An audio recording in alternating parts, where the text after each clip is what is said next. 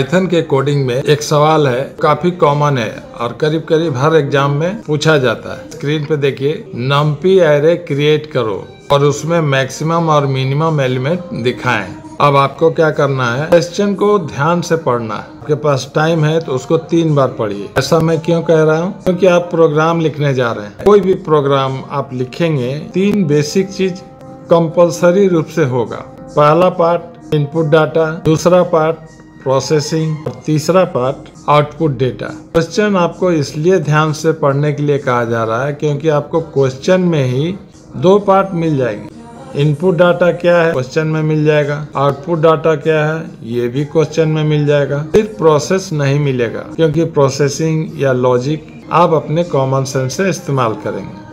कुछ सेकंड्स देते हैं, आप क्वेश्चन को केयरफुली पढ़िए और उसमें से फाइंड आउट कीजिए कि इनपुट क्या है और आउटपुट क्या है।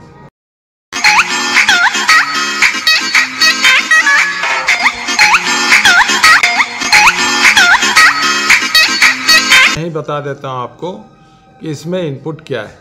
नंपी एरे क्रिएट करो, यहाँ पे एरे इनपुट है। एक एरे लेना है जिसमें कुछ नंबर्स पहले से स्टोर रहेंगे और आउटपुट क्या मांगा गया, लॉजिक लगा के मैक्सिमम और मिनिमम एलिमेंट को डिस्प्ले करना है। ठीक है, एक नया चीज यहाँ पे है नंपी। चलिए एक एक करके समझते हैं। एरे एक वेरिएबल है, डेटा को स्टोर करता है। तो आप कह सकते हैं कि जब ये वेरिएबल है तो इसका नाम वेरिएबल होना चाहिए। एरे क्यों पड़ा इसका नाम? एरे इसलिए पड़ा है क्योंकि जो सिंपल वेरिएबल है उसमें एक ही वैल्यू स्टोर रहता है। स्क्रीन पे देख लीजिए, एक सिंपल वेरिएबल है x, उसमें एक ही 10। एरे जो है एक ऐसा वेरिएबल है जो मल्टीपल वैल्यूज को एक ही साथ स्टोर करता है। सारे वैल्यूज एक ही टाइप के होते हैं। 4 डेटा एक साथ जमा किया हुआ, 10, 20, 30, 40। वेरिएबल का नाम तो एक ही होगा लेकिन उसमें स्टोरेज लोकेशन मल्टीपल होंगे। इसमें बहुत सारे स्टोरेज लोकेशंस होते हैं। नॉर्मल वेरिएबल से ये कैसे अलग है, पहचानने का एक और तरीका है। जब नॉर्मल वेरिएबल के वैल्यू को डिस्प्ले कराएंगे तो आप डायरेक्ट लिख सकते हैं प्रिंट x, लेकिन जब एरे वेरिएबल के वैल्यू को डिस्प्ले कराना होगा x नंबर भी देना पड़ेगा। एरे स्क्वायर ब्रैकेट में 0 दिया हुआ है, इस वेरिएबल के 0 वाले लोकेशन को डिस्प्ले करना है। सेकेंड लाइन में एरे स्क्वायर ब्रैकेट में 2, उस वेरिएबल के सेकेंड लोकेशन को डिस्प्ले करना है। यानी एरे वेरिएबल का एक पहचान है कि इसमें इंडेक्स होगा जो कि नॉर्मल वेरिएबल में नहीं होता है। और एक अंतर है सिंपल वेरिएबल से। सिंपल वेरिएबल चूंकि एक ही डेटा जमा करता है, इसलिए अगर 3 डेटा स्टोर करना है 3 अलग अलग सिंपल वेरिएबल लेना पड़ेगा, A, B और C। जबकि यही तीनों डेटा एरे में एक ही साथ और एक ही नाम के वेरिएबल में स्टोर रह सकता है। देखिए नंबर्स नाम का वेरिएबल है, इसमें तीनों डाटा एक साथ स्टोर है। अब आप समझ गए कि वेरिएबल होने के बावजूद इसका नाम एरे क्यों पड़ा।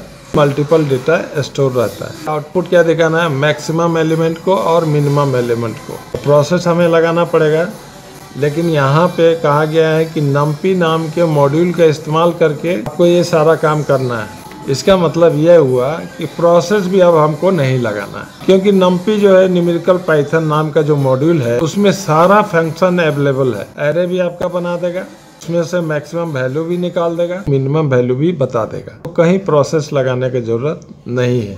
कोडिंग दिखाते हैं इसका। नंपी नाम के मॉड्यूल को इंपोर्ट करा लीजिए, लेकिन निक नेम से। Numpy as NP nick name देने से फायदा ये होगा, आपका नाम बड़ा सा है तो आपको कॉल करने में लोगों को तकलीफ होता है, निक नाम से बुलाया जाता है। आपका जो छोटा नाम है उससे कॉल किया जाता है। एरे को जब क्रिएट करेंगे, न्यूमेरिकल पाइथन के एरे फंक्शन है उसको कॉल कर लीजिए np.array और ब्रैकेट में सारा न्यूमेरिकल एलिमेंट्स दे दीजिए। एरे एक्टिवेट हो जाएगा यानी क्रिएट हो जाएगा। और मैक्सिमम निकालने के लिए हम लोग को लॉजिक लगाना पड़ता था, लेकिन चूंकि नम मॉड्यूल का यूज कर रहे हैं, मैक्स नाम के फंक्शन को कॉल कर लीजिए np.max। ब्रैकेट में आर्गुमेंट में एरे दे दीजिए, तो एरे में से जो मैक्सिमम एलिमेंट है उसको डिस्प्ले कर देगा और जो मिनिमम एलिमेंट है उसको भी डिस्प्ले कर देगा। np.minimum फंक्शन को कॉल कर लेंगे। पुट देख लीजिए, एरे के एलिमेंट को डिस्प्ले कर दिया, मैक्सिमम मिनिमम भी डिस्प्ले कर दिया।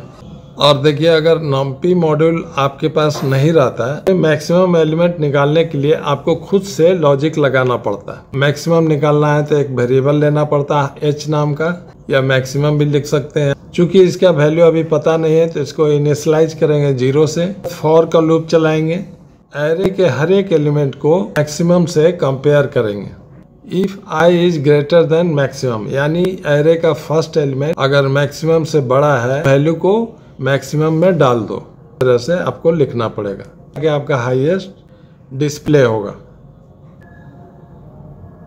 अब आप समझ गए होंगे कि नंपी मॉड्यूल का यूज करने से लॉजिक लगाने का जरूरत नहीं पड़ा। वीडियो अच्छा लगा है, इसको लाइक करके ज्यादा से ज्यादा लोगों तक शेयर कीजिए। कमेंट के माध्यम से अपना रेस्पॉन्स दीजिए। हमारे चैनल का सब्सक्राइब कर देंगे। पार्ट 2 नेक्स्ट वीडियो में ऑटोमेटिकली आपको मिल जाएगा।